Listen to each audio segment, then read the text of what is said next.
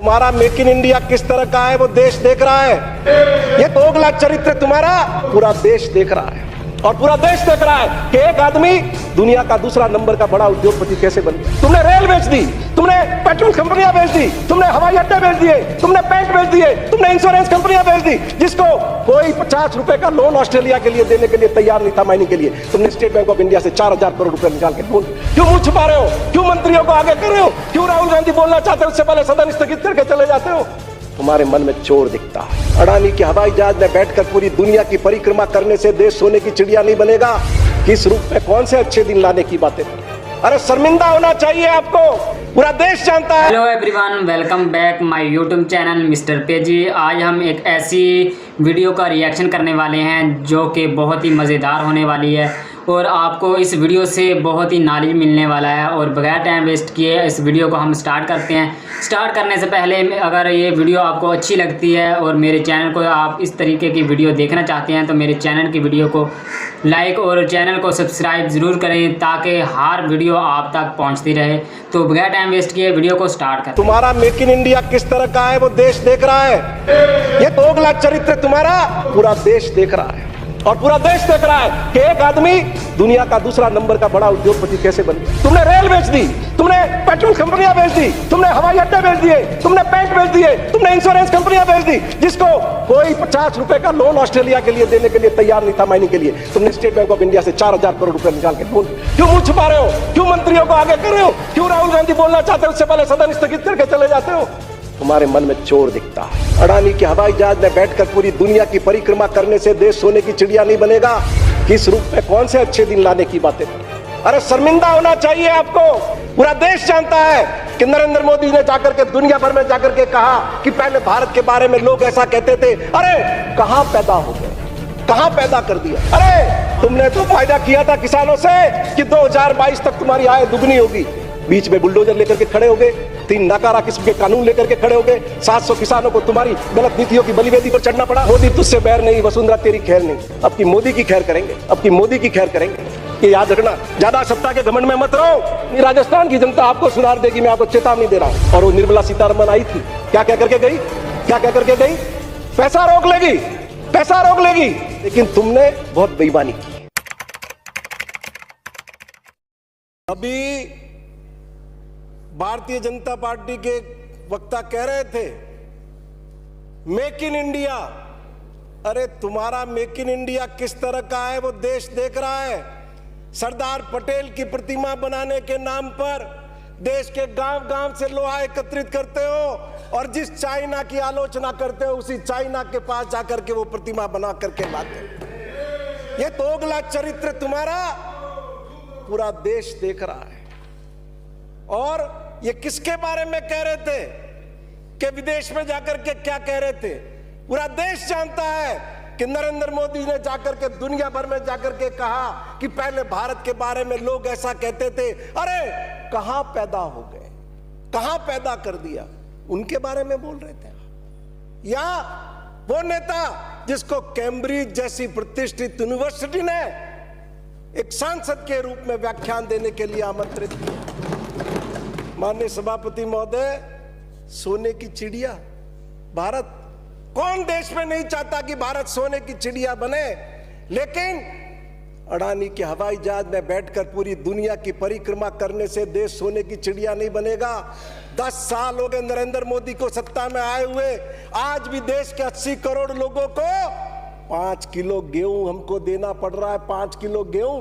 कौन सी सोने की चिड़िया की बात कर रहे हैं? सोने की चिड़िया देश तब बनेगा जब इस देश के हर घर के अंदर खुशहाली होगी, 2 वक्त का भरपेट खाना होगा, बच्चों के लिए अच्छी शिक्षा होगी, अच्छा स्वास्थ्य होगा, तब यह देश माननीय सभापति महोदय सोने की चिड़िया बने।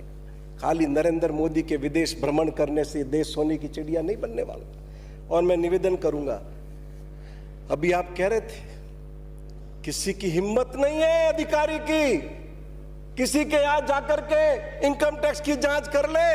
अरे भाई, अधिकारियों की हिम्मत नहीं है तो हम भी जानते हैं, वो तो इतने डरे हुए हैं। वहीं जाकर जांच करेंगे जहां नरेंद्र मोदी कहेंगे। और उस सब में विपक्षी पार्टियों की नेताओं की लिस्ट बहुत बड़ी है। पूरा देश देख रहा है। लालू यादव जी किस समस्या से गुजरे हैं, किस कठिनाई से जूझ रहे हैं, पर तुम्हारा इशारा है बिहार में राजनीतिक अशांति करनी है, उपद्रव कराना है, तो उनके परिवार को किस तरीके से परास्त। ये फाइनेंस बिल है, आपके माननीय सदस्य ने सारी बातें कही है, बीच में इंटरव्यू नहीं करे आप। ये सारी बातें इस सदन में इसलिए हुई है माननीय सभापति महोदय कि ये नेता विहीन विपक्ष है, नेता विहीन विपक्ष, और इसलिए एप्रोप्रिएशन बिल और फाइनेंस बिल पर बोलने की बजाय आपने पहले जो बातें की है उसका जवाब दूंगा और फिर फाइनेंस बिल पर आऊंगा। माननीय सभापति महोदय, मैं निवेदन करूंगा आपको, सांगानेर से आने वाले भाजपा के विधायक किस रूप में राजस्थान की जनता का मनोबल तोड़ने का काम कर रहे थे। धन्यवाद दो अशोक गहलोत को कि वो जब जब राजस्थान के मुख्यमंत्री रहे उन्होंने हमेशा वित्तीय अनुशासन को कायम रखा। कर्जे को लेकर के राजस्थान की जनता पर जो कर्जा है उसको लेकर के राजस्थान की जनता का मनोबल तोड़ने का काम कर रहे थे। लेकिन मैं आपके माध्यम से निवेदन करूंगा कि जब तक राजस्थान के मुख्यमंत्री अशोक गहलोत है, राजस्थान की जनता को अपना मनोबल कमजोर करने की जरूरत नहीं है। उनके हाथों के अंदर इस प्रदेश का और राजस्थान के 8 करोड़ लोगों का भविष्य पूरी तरह सुरक्षित है। मैं निवेदन करूंगा आपको, कर्जा 2019-20 में 3,52,701 करोड़ कर्जा था, 2021 में बढ़कर 4,10,499.46 करोड़ हुआ, 21-22 में 4,62,845.07 हुआ, 22-23 में 5,16,815.31 करोड़ हुआ और 23-24 में 5,79,781.22 करोड़ हुआ। और माननीय सभापति महोदय, ये जीएसडीपी का कितना परसेंट है? 19-20 35, 20-21 40। और फिर देखिए किस रूप में अशोक गहलोत के वित्तीय अनुशासन ने, कुशल प्रबंधन ने उसको नीचे लाया है। 21-22 में 37.99%, 22-23 में 36.56% और 23-24 में 36.78%। प्रतिपक्ष के उपनेता, ये वार्तालाप तो चलता रहेगा आपका, इस सदन में कभी सुनने का भी काम करिए। आप ही की सरकार थी 2005 में, आप ही सरकार के मंत्री होते थे, आप ही FRBM एक्ट लाए थे। क्या कहता उसमें? 2025-26 तक राजकोषीय घाटा कितना होना चाहिए, कर्जा कितना होना चाहिए, डेट कितने % तक कर्जा लाएंगे आप?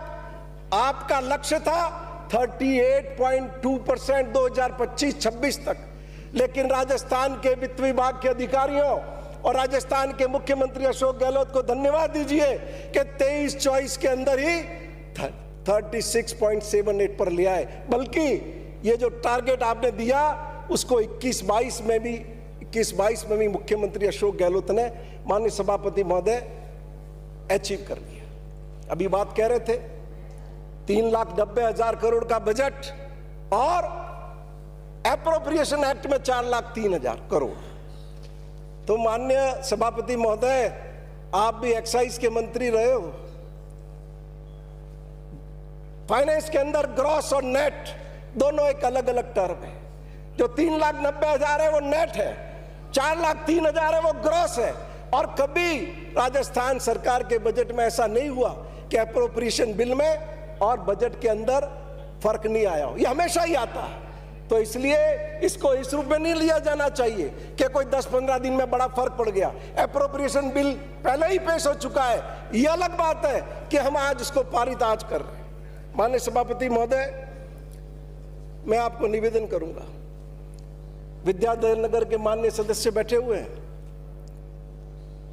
12वां वित्त आयोग, 13वां वित्त आयोग, 2001 की स्थिति, 2012 की स्थिति, मैं निवेदन करना चाहूंगा आपको, इन्फ्लेशन रेट है 6.95% और 2007 से 2023 तक की आप गणना करेंगे तो तो हेलो गाइस, उम्मीद करते हैं ये आपको वीडियो बहुत ही अच्छी लगी होगी। तो अगर इस तरह की अगर कोई भी मिस्टेक वीडियो में हुई हो तो प्लीज़ कमेंट में ज़रूर बताना। तो इस तरह के रिएक्शन की वीडियो देखने के लिए हमारे यूट्यूब चैनल को सब्सक्राइब करें। तो मिलते हैं नेक्स्ट वीडियो में। ओके, अल्लाह हाफ़िज़, अपना ख्याल रखना और मुझे दुआओं में याद रखना।